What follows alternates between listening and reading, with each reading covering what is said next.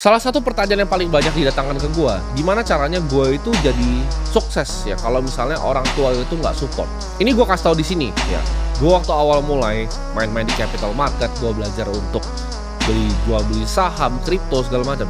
Bokap gue itu yang pertama ngomong, ini ngapain sih lu judi? Gue malam-malam lagi di depan laptop, dia bilang ini ngapain sih lu judi? Jawaban dari gue adalah, lu tidak perlu untuk minta izin, lu tidak perlu untuk support dari orang tua. Yang lu butuhkan cuma kegigihan lu sendiri, ya, diri lu sendiri.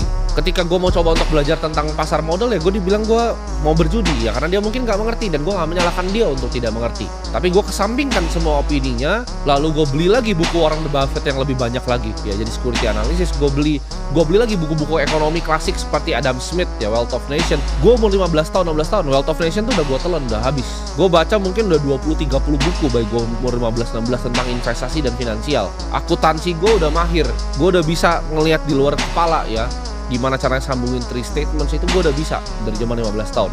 Itu belum diajarin sekolah, accounting gue udah di luar kepala. Jadi sekarang kalau gue lihat laporan keuangan perusahaan ya, karena udah sekitar 10-11 tahun, gue tuh bisa lihat langsung ini perusahaan tuh kerjanya seperti apa. Ini kayak gue bisa ngeliat dokter gitu loh, ibaratnya bisa ngeliat aliran darahnya manusia gitu. Gue bisa langsung ngeliat aliran darah bisnisnya nih, uang nih kemana nih ya, karena udah 11 tahun itu yang gue kerjakan setiap hari.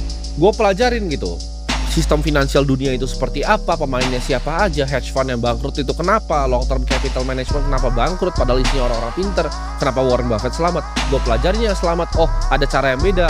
Warren Buffett itu konsentrasi, kalau Ray Dalio itu diversifikasi, mana nih yang bagus, mana yang jelek, itu gue pelajarin dan gue telan ya. Jadi opini bokap gue kesampingin. Oh, anggap ini judi ya, lu nggak ngerti gitu.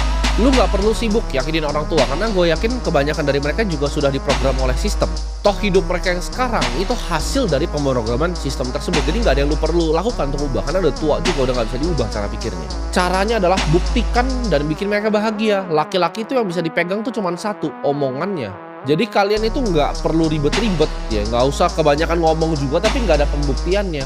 Yang penting hasil, kan dunia ini tuh cuma peduli sama hasil. Lu bilang, oh begini, tapi nggak ada hasilnya, lu jadi sampah aja gitu kan.